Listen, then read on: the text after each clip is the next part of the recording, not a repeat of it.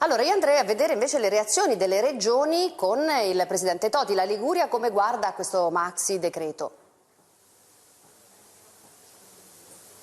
Ma nel caso di specie dell'emozione della Bellanova non la commento, nel senso che l'emozione fa anche piacere per una persona che ha la sua storia. Io commento i fatti e se anche, come dire, sentimentalmente comprendo che la scelta di regolarizzare persone che hanno una vita difficile può essere una cosa che crea emozione, io credo che nel lungo periodo creerà danno, ma per la semplice questione che, vede, è lo stesso tema del condono fiscale, del condono edilizio. Se una persona pensa che in qualche modo poi si regolarizzi in Italia tutto, poi alla fine c'è il tentativo o la tendenza poi a non rispettare i canali ufficiali, quindi regolarizzare persone che sono entrate illegalmente nel nostro paese vuol dire penalizzare chi cercava di entrarci legalmente. Capisco che sia meno, come dire, emozionante e che sia magari anche, come dire, sgradevole nei confronti di persone che effettivamente, ragione la Bellanova, hanno avuto e fanno una vita difficile, però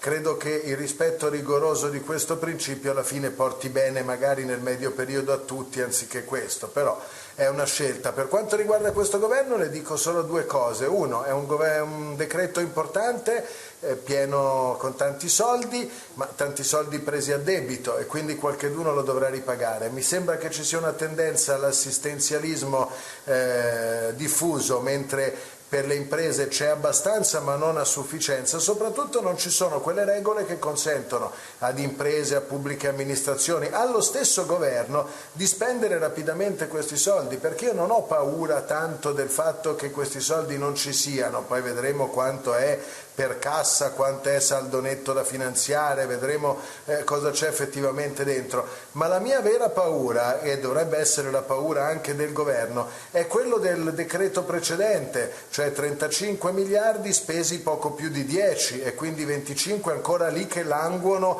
nelle casse di vari enti che li devono spendere. Allora io su questo chiedo un atto di coraggio a tutti noi, regioni, comuni, governo per primo, Parlamento. Noi se vogliamo affrontare questa emergenza lo dobbiamo fare con regole diverse dalla normalità. Ci sono stati troppi errori, compresa la cassa integrazione in deroga, che è un meccanismo complicatissimo applicato a un'emergenza che era urgentissima. Cerchiamo di rendere effettivi questi soldi e cerchiamo di dirottarli su chi in futuro potrà far ripartire il paese, cioè le imprese, e quindi ripagare anche quel 170% di debito pubblico a cui siamo arrivati. Regole e regole semplici, queste sono le due cose che io mi sento di chiedere. Lo stiamo affrontando anche in queste ore e poi mi taccio. Il paese sta per riaprire per volontà del governo e per volontà delle regioni, ma ancora non abbiamo chiaro le linee guida dell'INAIL cosa valgono, chi fa i regolamenti per le aziende, quante linee guida ci sono in questo paese. Noi in questo momento abbiamo bisogno di semplificare. Semplificare è la parola chiave, direttore. No, io vorrei